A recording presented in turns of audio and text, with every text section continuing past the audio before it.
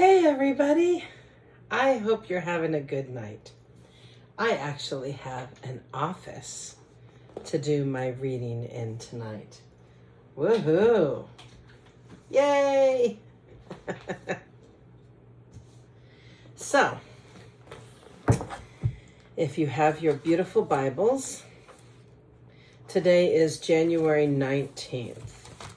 So let's check it out and see what it says. I love this necklace. I wore this all day today. Yes, Jesus is awesome.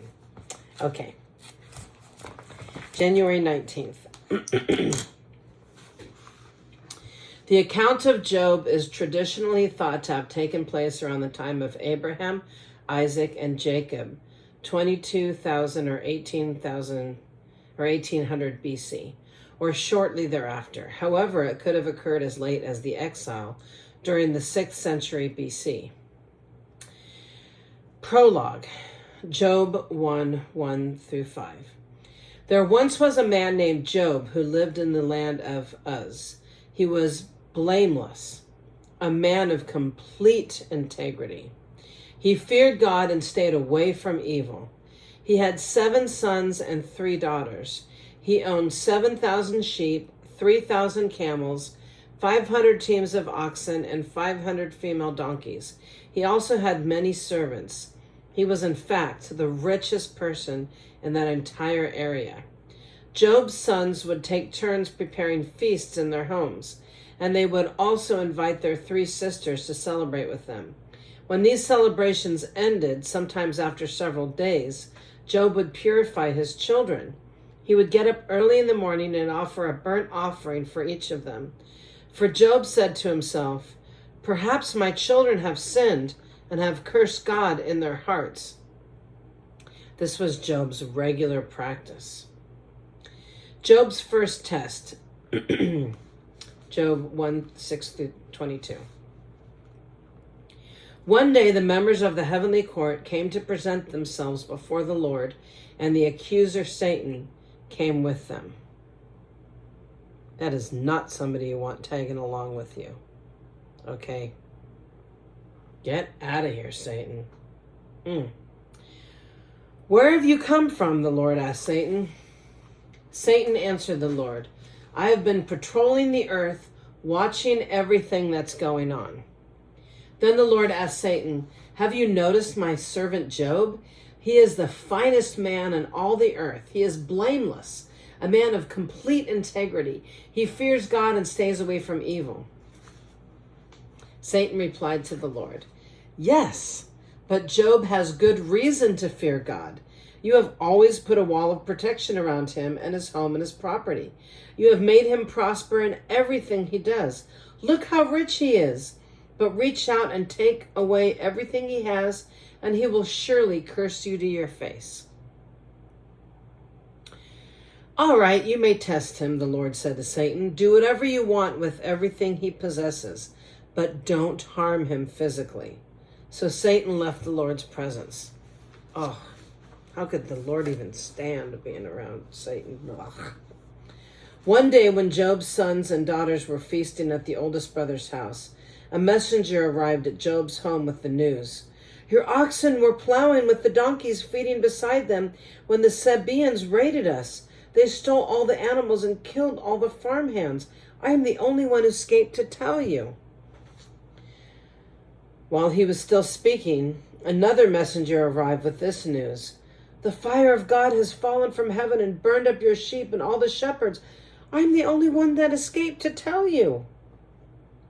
And while he was still speaking, a third messenger arrived with this news. 3 bands of Chaldean raiders have stolen your camels and killed your servants. I'm the only one that escaped to tell you." And while he was still speaking, another messenger arrived with this news. "Your sons and daughters were feasting in their eldest brother's home. Suddenly, a powerful wind swept in from the wilderness and hit the house on all sides. The house collapsed and all your children are dead. I am the only one who escaped to tell you." I wouldn't be able to, I would not be able to survive that. Oh my God. Job stood up and tore his robe in grief. Then he shaved his head and fell to the ground to worship. He said, naked I came from my mother's womb, and I will be naked when I leave. The Lord gave me what I had, and the Lord has taken it away. Praise the name of the Lord. In all of this, Job did not sin by blaming God. He said, the Lord gave me what I had, and the Lord has taken it away. Praise him anyways. Wow. How many of us could do that? Wow. Job's second test. Job 2, 1 through 10. One day the members of the heavenly court came again to present themselves before the Lord. And that lousy accuser Satan had to trail along with them again. He came with them. Where have you come from, the Lord asked Satan. Satan answered the Lord, I have been patrolling the earth, watching everything that's going on. Mind your own business, Satan. Get out of here. I said that. The Bible did not say that. It's me putting my 2 cents in. Then the Lord asked Satan, have you noticed my servant Job? He is the finest man in all the earth. He is blameless, a man of complete integrity. He fears God and stays away from evil, and he has maintained his integrity, even though you urged me to harm him without cause. Satan replied to the Lord, skin for skin. A man will give up everything he has to save his life, but reach out and take away his health, and he will surely curse you to your face. All right, do with him as you please, the Lord said to Satan, but spare his life. So Satan left the Lord's presence, and he struck Job with terrible boils from head to foot.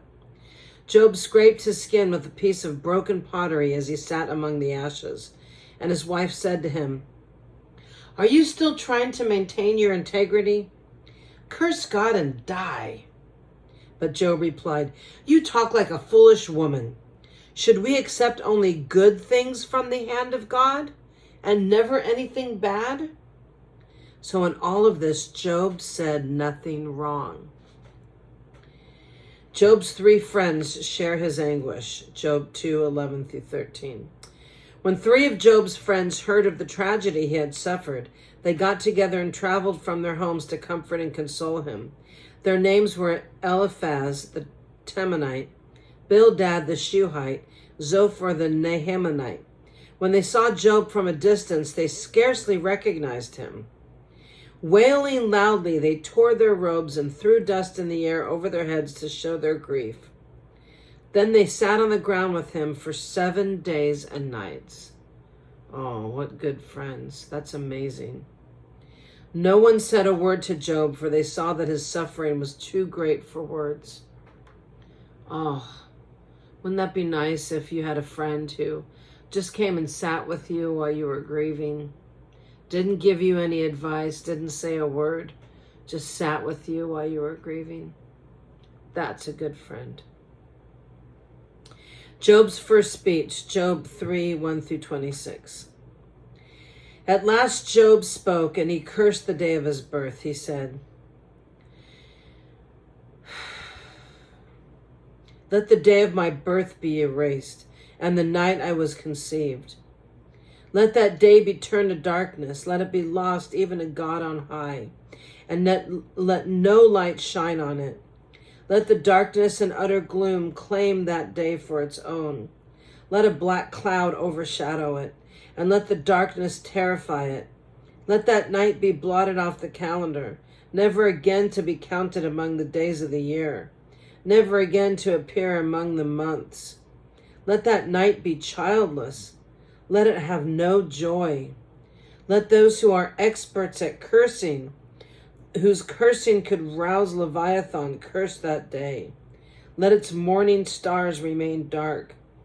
Let it hope for light, but in vain. May it never see the morning light. Curse that day for failing to shut my mother's womb, for letting me be born to see all this trouble. Why wasn't I born dead? Why didn't I die as I came from the womb? Why was I laid on my mother's lap? Why did she nurse me at her breasts? Had I died at birth, I would now be at peace. I would be asleep and at rest. I would rest with the world's kings and prime ministers, whose great buildings now lie in ruins. I would rest with princes rich in gold, whose palaces were filled with silver. Why wasn't I buried like a stillborn child, like a baby who never lives to see the light? For in death the wicked cause no trouble, and the weary are at rest.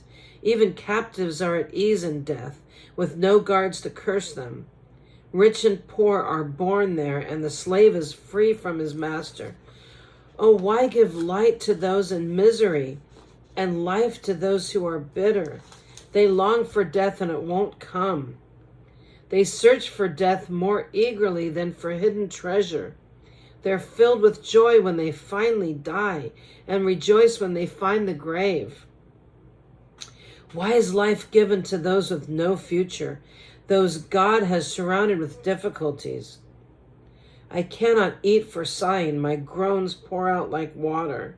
What I always feared has happened to me. What I dreaded has come true. I have no peace, no quietness. I have no rest. Only trouble comes. Eliphaz's first response to Job. Job 4, 1 through 21. And this was Eliphaz, the first one of his friends that came and sat with him. Will you be patient and let me say a word? For who could keep from speaking out? In the past, you have encouraged many people. You have strengthened those who were weak. Your words have supported those who were falling. You encourage those with shaky knees. But now when trouble strikes, you lose heart. You are terrified when it touches you. Doesn't your reverence for God give you confidence? Doesn't your life of integrity give you hope? Stop and think. Do the innocent die? When have the upright been destroyed? My experience shows that those who plant trouble and cultivate evil will harvest the same. A breath from God destroys them. They vanish in a blast of his anger. The lion roars and the wildcat snarls, but the teeth of strong lions will be broken. The fierce lion will starve for lack of prey, and the cubs of the lioness will be scattered. This truth was given to me in secret, as though whispered in my ear. It came to me in a disturbing vision at night, when people are in a deep sleep. Fear gripped me, and my bones trembled. A spirit swept past my face, and my hair stood on end. The spirit stopped, but I couldn't see its shape.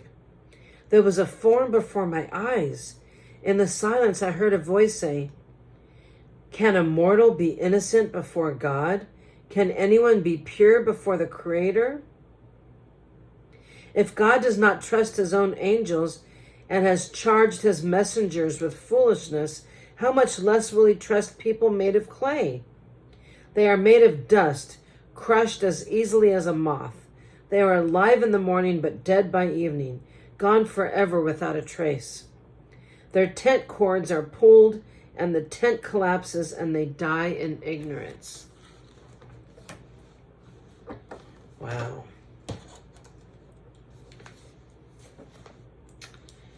Well, you'll have to join me tomorrow to see what happens to the rest of Job, to the rest of the story. Sounds like Eliphaz is trying to find Job at fault for what's happening to him. We'll see what happens. Well, I'll be back to read tomorrow. And hopefully you'll be here too. So have a blessed and wonderful evening. And thank you for being here. And we'll see what happens. And that sneaky Satan wandering around the earth, watching what's going on. Oh, I can't. Oh, get him.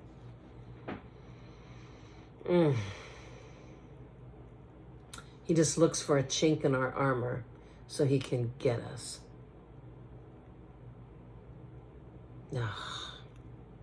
Anyhow,